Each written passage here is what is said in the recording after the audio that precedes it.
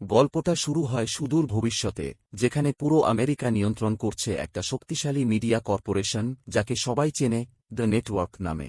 দেশের বেশিরভাগ মানুষ এতটাই গরিব যে ছোটখাটো অসুখেরও চিকিৎসা করাতে পারে না, আর মানুষকে এই কষ্টের কথা ভুলিয়ে রাখতে নেটওয়ার্ক প্রচার করে দ্য রানিং ম্যান নামের এক হিংসাত্মক গেম শো। এই গেমে প্রতিযোগীদের ৩০ দিন বাঁচতে হবে, আর সেই সময় প্রফেশনাল হান্টাররা তাদের খুঁজে বেড়াবে। যে পুরো ৩০ দিন বেঁচে থাকতে পারবে তাকে দেওয়া হবে $1 বিলিয়ন পুরস্কার। কিন্তু এখন পর্যন্ত যারাই এই গেমে অংশ নিয়েছে তাদের কেউই শেষ পর্যন্ত টিকতে পারেনি। এরপর আমরা পরিচিত হই বেন নামের এক লোকের সাথে, যে সম্প্রতি চাকরি হারিয়েছে। তার ছোট মেয়ে ক্যাথি অসুস্থ, ওষুধের জন্য টাকা দরকার। বাড়িতে তার বউ শেইলা দেরিতে ফেরে এবং জানায় যে সে একটা বারে এক্সট্রা শিফট করছে বেশি আয়ের জন্য। বেন এটা মেনে নিতে পারছে না, কারণ শেইলা যেখানে কাজ করছে সেই জায়গাটা ভালো না। শেইলাকে আশ্বস্ত করতে গিয়ে বেন বলে, চিন্তা করো না, আমি নিজেই গেম শোতে যাব আর প্রাইজ মানি জিতে আনবে। শেইলা তীব্র আপত্তি করে, কারণ সে জানে প্রতিযোগীরা প্রায়ই মারাত্মকভাবে আহত হয় বা মারা যায়। বেন প্রতিশ্রুতি দেয় যে তার কিছুই হবে না, আর বলে সে সবচেয়ে নিরাপদ শোটাই বেছে নেবে। বেন তার গরিব পাড়া ছেড়ে বেরিয়ে পড়ে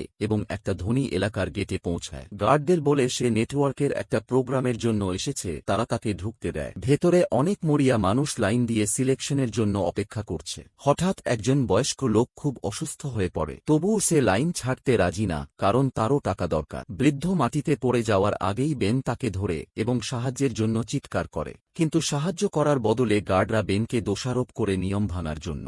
তারা তাকে মারধর করে লাইন থেকে বের করে দেয়। পরে বেন জানতে পারে তার ফাইলে একটা ওয়ার্নিং যোগ হয়েছে। রাগে ও হতাশায় সে সামনের স্ক্রিনে ঘুষি মারে। এই ঘটনার পর তাকে একটা ট্র্যাকিং ব্রেসলেট পরানো হয় এবং এলিভেটর 6-এ পাঠানো হয়। সেখানে তার সাথে পরিচয় হয় টিম আর জেনির, যারা তার সাথে বন্ধুত্ব করতে চায়। সিলেক্টেড সব পার্টিসিপেন্টকে ইউনিফর্ম দিয়ে ফিজিক্যাল চ্যালেঞ্জের মধ্যে দিয়ে যেতে হয়, যেমন অনেকক্ষণ ধরে দৌড়ানো। ট্রায়ালের সময় বেন টিমকে সাহায্য করে। ফাইনাল সিলেকশনে যারা পাশ করে তাদের উজ্জ্বল রঙের জাম্প স্যুট দেওয়া হয়। বেন আর জেনি পায়ে লাল স্যুট, পিঠে আঁকা একটা টার্গেট মার্ক। এটাই তাদের দ্য রানিং ম্যান এর অফিসিয়াল প্রতিযোগী হওয়ার চিহ্ন। এরপর বেনকে নিয়ে যাওয়া হয় শোর প্রডিউসার ড্যানের সাথে দেখা করাতে। বেন অন্য একটা গেমে ট্রান্সফার চায়। ড্যান তাকে ক্যাশ বোনাস অফার করে মতো বদলাতে এবং বোঝায় যে অন্য শোগুলো অনেক কম পে করে। সে আরও বলে রানিং ম্যানে প্রতিদিন বেঁচে থাকার জন্য টাকা পাওয়া যায়। মেয়ের অসুস্থতার কথা ভেবে বেন কন্ট্রাক্টে সই করে। এরপর বেন গেমের সাথে জড়িত আরেকজনের সাথে দেখা করে। চুক্তি অনুযায়ী গেম চলাকালীন নেটওয়ার্ক বেনের পরিবারকে সুরক্ষা দেবে। তাদের একটা সেফ হাউসে নিয়ে যাওয়া হয় এবং ভুয়া পরিচয় দেওয়া হয়। বেন গেম শুরুর আগে পরিবারের সাথে দেখা করতে চেয়েছিল, কিন্তু তাকে মাত্র একটা ফোন কলের অনুমতি দেওয়া হয়। সে শেইলাকে ফোন করে জানায় যে সে রানিং ম্যানে নামছে, চিন্তা না করতে বলে এবং প্রতিশ্রুতি দেয় সে জিতবেই। সেই রাতে বেনকে জোর করে একটা বিলাসবহুল রুমে নিয়ে যাওয়া হয়। একজন এজেন্ট শেইলার পাঠানো একটা এনভেলপ নিয়ে আসে। ভেতরে ছিল পরিবারের একটা ছবি আর মেয়ে ক্যাথির একটা ছোট্ট মোজা, লাকি চার্ম হিসেবে। পরের সকালে বেনকে একটা রানিং ব্যান্ড দেওয়া হয়। ডিভাইসটায় বাকি সময় আর সে কত টাকা আয় করেছে তা দেখায়। শো অফিসিয়ালি শুরু হয় এবং হোস্ট ববি বেনকে স্টেজে ডাকে। ববি দর্শকদের কাছে মিথ্যা বলে যে বেন আর্মিতে কাজ করত এবং রাষ্ট্রের গোপন তথ্য বিক্রির দায়ে গ্রেপ্তার হয়েছে। আই দিয়ে বানানো একটা ফেক ভিডিও প্রমাণ হিসেবে দেখানো হয়। বেন ভিডকে বিশ্বাস না করতে অনুরোধ করে, কিন্তু ববি তাকে পাত্তাই দেয় না। বাইরের দুনিয়ার কাছে দ্য রানিং ম্যান ছিল বিপজ্জনক অপরাধীদের শাস্তির একটা শো। কেউ জানত না যে এরা আসলে মরিয়া সাধারণ মানুষ, পরিবারের জন্য জীবন বাজি রাখছে। দর্শকরা কোনো প্লেয়ারের লোকেশন জানালে তাদেরকেও টাকা দেওয়া হতো। ববি যখন বেনের শেষ কথা জানতে চায়, বেন রাগে ফেটে পড়ে। হোস্ট আর দর্শকদের গালাগাল করে সে ঘোষণা দেয় সে বাঁচবে এবং এই পুরো সিস্টেমকে জ্বালিয়ে দেবে। সব প্রতিযোগীর পরিচয় করানোর পর ববি গেমের নিয়ম বলে প্রতিটা প্লেয়ার কিছু টাকা এবং 12 ঘন্টার সময় পাবে। এই সময়ে তারা যেখানে খুশি লুকাতে পারবে। হান্ট শুরু হবে না। পরের দিন 5 জন প্রফেশনাল হান্টার ছেড়ে দেওয়া হবে। প্রতিদিন অন্তত 10 মিনিটের ফুটেজ রেকর্ড করে মধ্যরাতের আগে টেপ জমা দিতে হবে। না দিলে পেমেন্ট বন্ধ হবে, কিন্তু হান্ট চলবেই। 3 জন প্রতিযোগীকে আলাদা এলিভেটরে করে একটা অন্ধকার ঘরে নিয়ে যাওয়া হয়। সেখানে বেনকে দেওয়া হয় একটা ক্যামেরা, কিছু টাকা আর সাধারণ পোশাক। সে দ্রুত পোশাক বদলে বিল্ডিং থেকে বের হয়। বেন সঙ্গে সঙ্গে একটা ট্যাক্সিতে উঠে পড়ে। ড্রাইভার তাকে চিনতে পেরে একটা ফটোর জন্য বলে। বেন রাজি না হওয়ায় ড্রাইভার হুমকি দেয় যে তার লোকেশন রিপোর্ট করে দেবে যদি ভালো ব্যবহার না পায়। বেন ভাড়া দিয়ে গাড়ি থেকে নেমে পড়ে। বেন রাস্তায় দৌড়াতে শুরু করে এবং শেষে পৌঁছায় তার পুরনো বন্ধু মলির বিল্ডিংয়ে। মলি ব্ল্যাক মার্কেটের জন্য মাল বানানোর কাজে জড়িত। বেন তার কাছে দুটো ফেক আইডি কার্ড আর একটা অস্ত্র চায়। মলি ভয়ঙ্কর রেগে যায় যখন বুঝতে পারে বেন এখনও গেমের মধ্যে আছে। সে বলে লোকজন ইতিমধ্যে বেনকে খুঁজছে এবং বেন এখানে এসে তার পুরো অপারেশনকে রিস্কে ফেলছে। কিন্তু ক্যাথির অসুস্থতার কথা শুনে মলি শেষমেশ রাজি হয়। সে বেনকে ছদ্মবেশ পরায় এবং ম্যাচিং জাল ডকুমেন্ট বানায়। যাওয়ার আগে মলি একটা সতর্কতা দেয়, গরিব পাড়া এড়িয়ে চলতে বলে, কারণ ওখানকার লোকেরা টাকার জন্য বিশ্বাসঘাতকতা করবে। ভিড়ের মধ্যে থাকতে বলে। সকালে বেন ট্রেন স্টেশনে যায়। সব জায়গায় 3 জন প্রতিযোগীর পোস্টার সাঁটানো। বেন নিউ ইয়র্কের টিকিট কিনে ট্রেনে ওঠে। বেন শো পরিচালকের দেওয়া ব্রেসলেট এর দিকে তাকায়। ঠিক যখন তার ব্রেসলেট জানায় হান্ট শুরু হয়েছে, ট্রেনটা প্ল্যাটফর্ম ছেড়ে চলে যায়। একটা ছোট ছেলে বেনের কাছে এসে কথা বলতে চায়। বেন তাকে ভয় দেখিয়ে তাড়িয়ে দেয়। পরে ছেলেটা ফিরে আসে শুধু এটুকু বলতে যে বেনের মুখে গোঁফ গজাচ্ছে। নিউ ইয়র্কে বেন একটা ভালো হোটেল রুম বুক করে। রুমের ভেতরে বেন ছদ্মবেশ খুলে আসল চেহারায় ফেরে। সে দেওয়াল ঢেকে নিজেকে ঘুমানো অবস্থায় ভিডিও করে। সন্ধ্যায় টেপটা কালেকশন বক্সে ফেলে দেয়। মধ্যরাতে ব্রেসলেট জানায় সে প্রথম দিনের বোনাস পেয়েছে। এদিকে হান্টাররা মলিকে ধরে ফেলে। তারা তাকে টর্চার করে ফেক আইডিতে দেওয়া নামটা বের করে নেয়। পরের দিন হান্টাররা বেনের হোটেল রুমে ঢুকে গুলি করে। বেন হঠাৎ জেগে ওঠে আর বুঝতে পারে পুরোটাই দুঃস্বপ্ন ছিল। টিভিতে তখন দেখাচ্ছে টিমের লাইভ ফুটেজ। টিম একটা স্টোরের কর্মচারীর সাথে ফ্লার্ট করছে, পেছনে ক্যামেরা ক্রু। বাইরে বেরোনোর সাথে সাথে হান্টাররা তাকে লোকেট করে ফেলে। বেরিয়ে সে আয়না দিয়ে হান্টারদের মুভমেন্ট ট্র্যাক করে। হান্টাররা যখন তার রুমে ঢুকতে যাচ্ছে, সে সিঁড়ি দিয়ে উপরে দৌড়ায় এবং চিৎকার করে বলে যে টিভি শোর লোক সেকেন্ড ফ্লোরে পালিয়েছে, যাও ধরো। তারা সেদিকে ছুটলে বেন আরও উপরে উঠে রুফে পৌঁছায়। সেখান থেকে একটা ফ্ল্যাশিং সাইনের তার ধরে নামতে শুরু করে। বেন তার রুমে পৌঁছে জানালা ভেঙে ভেতরে ঢোকে। কাঁচ ভাঙার শব্দে হান্টাররা ফিরে আসে। বেন তাড়াতাড়ি পোশাক পরে জিনিসপত্র গোছায়। দরজার বাইরে গুলির শব্দ শুনে সে জানালা দিয়ে লাফ দিয়ে আরেকটা তার ধরে। সাইনবোর্ডটা বিপজ্জনকভাবে কাত হয়ে যায়। নিচে একজন হান্টার অপেক্ষা করছে সে পড়ার জন্য। কোনো পথ নেই দেখে বেন পাশের একটা রুমের জানালা ভেঙে ভেতরে ঢুকে পড়ে। নেটওয়ার্কের ড্রোন তার সব মুভমেন্ট ট্র্যাক করছে। বেন হলো এদিকে দৌড়াতে থাকে। হান্টাররা পেছন থেকে গুলি করছে। এলিভেটরে পৌঁছে সে ড্রোন ধরে কন্ট্রোল প্যানেলে ছুড়ে মারে। লাইভ ফিড কেটে যায়। এলিভেটর সিস্টেম রিস্টার্ট হয়। লবিতে একজন হান্টার তার উপর ঝাঁপিয়ে পড়ে। বেন গ্রেনেড তুলে ছাদের একটা ফুটো দিয়ে ছুড়ে দেয়। বিস্ফোরণ এতটাই বিশাল যে এলিভেটর বেসমেন্টে ক্র্যাশ করে। এখন বেনের কাছে আছে মাত্র একটা ম্যাচবক্স।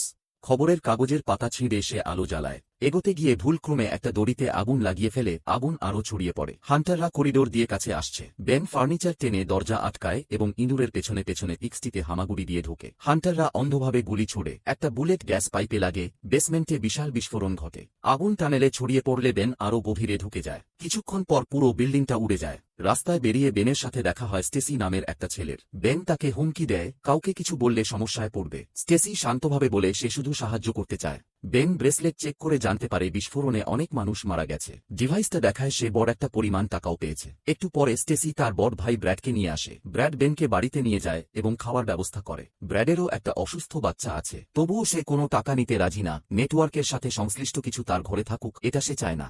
ব্র্যাড বেনকে একটা গোপন রুম দেখায়। সেখানে সে গোপনে রানিং ম্যান এপিসোডের বিস্তারিত অ্যানালিসিস রেকর্ড করে আপলোড করে। ধরা পড়া প্লেয়ারদের সবার সামনে দেখানো হয়, তাই গোপনীয়তাই বেঁচে থাকার চাবিকাঠি। ব্র্যাড পরামর্শ দেয় বেন যেন তার সাথে লুকিয়ে থেকে ফাইনাল দিনের প্রস্তুতি নেয়। পরের সকালে বেন জানতে পারে এলাকায় সহিংসতা আর কষ্ট বাড়ছে। সরকার কিছু করছে না, বরং সব ধামাচাপা দিচ্ছে। ক্ষুব্ধ হয়ে বেন একটা বার্তা রেকর্ড করে সরকারকে সরাসরি অভিযুক্ত করে শিশু হত্যার জন্য। বলে ক্ষমতায় থাকা মানুষগুলো সাধারণ মানুষের কথা ভাবে না। কিন্তু পরে ব্রডকাস্টে ববি একটা বাচ্চাদের দল নিয়ে হাজির হয়। দাবি করে এরা বিস্ফোরণে নিহতদের অনাথ সন্তান। বেনের বানানো ভিডিওটা এডিট করে এমনভাবে এয়ার করে যেন বেন বাচ্চাগুলোকে নিয়ে মস্করা করছে। বেন বোঝানোর চেষ্টা করে যে ফুটেজটা ম্যানিপুলেটেড, কিন্তু ব্র্যাডের মা রাগে ফেটে পড়ে এবং কোনো কথা না শুনেই বেনকে বাড়ি থেকে বের করে দেয়। তবে ব্র্যাড আর স্টেসি তাকে সাহায্য করতে রাজি থাকে। তারা বেনকে গাড়ির ট্রাঙ্কে লুকিয়ে রাখে। সব ঠিকঠাকই চলছিল। হঠাৎ গুলির শব্দ। দুজন বাইকার তাদের পিছু নিয়ে ট্রাঙ্কে গুলি চালাচ্ছে। বেন ট্রাঙ্ক খুলে সরাসরি একজন বাইকারের মুখে একটা টুল ছুঁড়ে মারে। সে ছিটকে পড়ে। বাকি বাইকাররা গুলি চালাতে থাকে। বেন ট্রাঙ্কে সরে যায়। ব্র্যাড ব্রেক চাপে। বাইকাররা থামতে না পেরে গাড়িতে ধাক্কা খায়।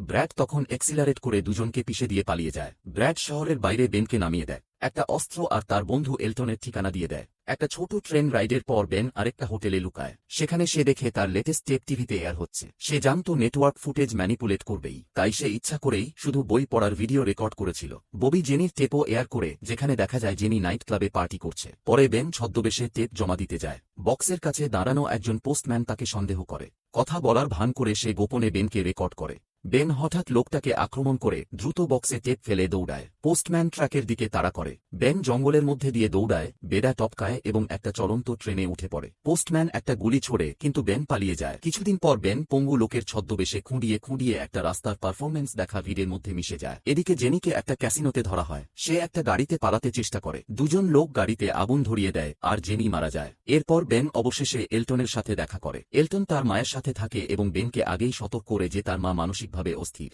তার আচরণে রিয়্যাক্ট না করতে বলে। এলটন বেনকে একটা গোপন রুমে নিয়ে যায়, যেখানে সে গোপনে নেটওয়ার্ক বিরোধী প্যাম্ফলেট ছাপায়। এলটন বলে তার বাবা ছিলেন পুলিশ অফিসার। সিস্টেমের বিরুদ্ধে কথা বলায় তার নিজের সহকর্মীরাই তাকে হত্যা করেছে। তারপর থেকে এলটন একজন বিপ্লবী। এলটন আরেকটা চাঞ্চল্যকর তথ্য দেয়। সারা দেশের রাস্তার ল্যাম্পপোস্টে স্ক্যানার লাগানো। এই ডিভাইসগুলো ডিএনএর সামান্য চিহ্ন ডিটেক্ট করতে পারে। তাই বেনকে আন্ডারগ্রাউন্ডে থাকতে হবে। এলটনের বাবা কোল্ড ওয়ারের সময় একটা বাংকার বানিয়েছিলেন। এলটন পরামর্শ দেয় বেন সেখানে লুকিয়ে থাকুক এবং ফাইনাল ডে পার করুক। সে আরও বলে বেন জিতলে যখন পাবলিক অ্যাটেনশন পাবে তখন যেন বিপ্লবী নিউজলেটার ছড়িয়ে দিতে সাহায্য করে। বেন সেই গোপন রুমে রাত কাটায় এবং টেপ রেকর্ড করে। পরের সকালে টেপ জমা দিতে গেলে এলটনের মা রেকর্ডিং দেখে ফেলে। সে বেনকে চিনতে পারে এবং রিপোর্ট করার চেষ্টা করে। এলটন প্রথমে তাকে থামায়, কিন্তু মা ঠিক করে এটাই সুযোগ তার স্বামীর মৃত্যুর প্রতিশোধ নেওয়ার। সে নিজেই পুলিশকে ডাকে। অল্প সময়ের মধ্যে বাড়ি চারদিক থেকে পুলিশে ঘেরাও হয়ে যায়। দেওয়াল ভেদ করে গুলি আসতে থাকে। মা বেন আর এলটনের লোকেশন বলে দেওয়ার চেষ্টা করে। এলটন তাকে একটা রুমে বন্ধ করে ট্র্যাপ অ্যাক্টিভেট করে। পুলিশ ঢুকলে এলটন ফ্লোরে খোলা ইলেকট্রিক তারে পানি ঢালে। বেশ কয়েকজন অফিসার শক্তিশালী ইলেকট্রিক শোকে পড়ে যায়। এলটন আর বেন গোপন রুমের দেওয়াল ভেঙে পালায়। পুলিশ ধাওয়া করলে এলটনের ট্র্যাপ কেমিক্যাল স্প্রে করে আগুন লাগিয়ে দেয়। সিঁড়িতে আরেকটা ট্র্যাপে কাঠের ধাপ ভেঙে পড়ে কয়েকজন অফিসার পড়ে যায়। এলটন বেনকে বাথরুমে নিয়ে যায়। শাওয়ারের ভেতরে একটা লুকানো পোলে দুজন স্লাইড করে নামে। পরের রুমে এলটন মেঝেতে একটা গোপন দরজা দেখায়। দুজনই দ্রুত নেমে আন্ডারগ্রাউন্ড টানেলে পৌঁছায়, কিন্তু সেখানে আগে থেকেই একজন স্টকার অপেক্ষা করছিল। সে হঠাৎ এলটনকে ছুরি মারে,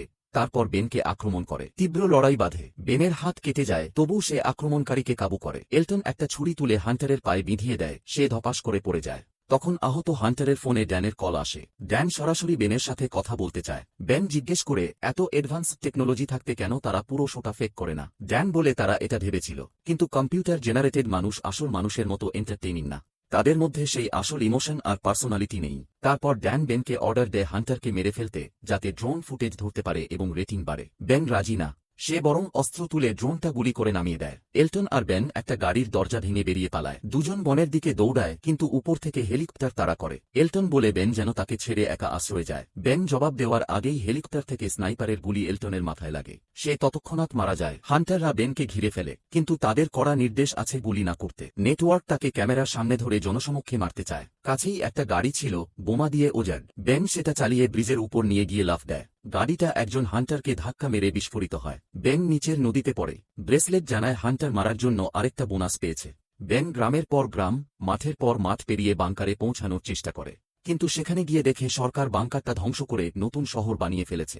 আর কোথাও যাওয়ার জায়গা নেই। রাতটা একটা পরিত্যক্ত বাড়িতে কাটায়। মনে মনে পরিবারের কথা ভাবে। এই কল্পনাই তাকে সামনে এগোনোর শক্তি দেয়। পুলিশ পরে সেখানে পৌঁছে বেনের লেটেস্ট টেপ পায়। টেপে নির্দেশনা লেখা ছিল কোথায় পাঠাতে হবে। বেন সামনে প্রথম গাড়িটার জানালা ভেঙে ভেতরে ঢোকে। ড্রাইভার সিটে ছিল এমিলিয়া নামের এক তরুণী। বেন তাকে হুমকি দিয়ে দ্রুত গাড়ি চালাতে বলে।